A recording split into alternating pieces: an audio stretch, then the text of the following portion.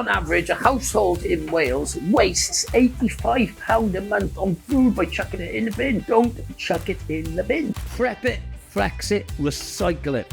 I'm going to show you how to make a base from basic ingredients and supercharging it with whatever you've got left in the fridge and the cupboard. Saving time and saving a few quid.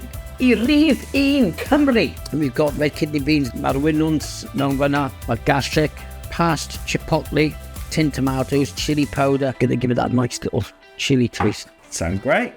And then you've got your mushrooms for your vitamin D. Big smile on your face, happy vitamin. And then you've got your beans, which is going to give you the protein.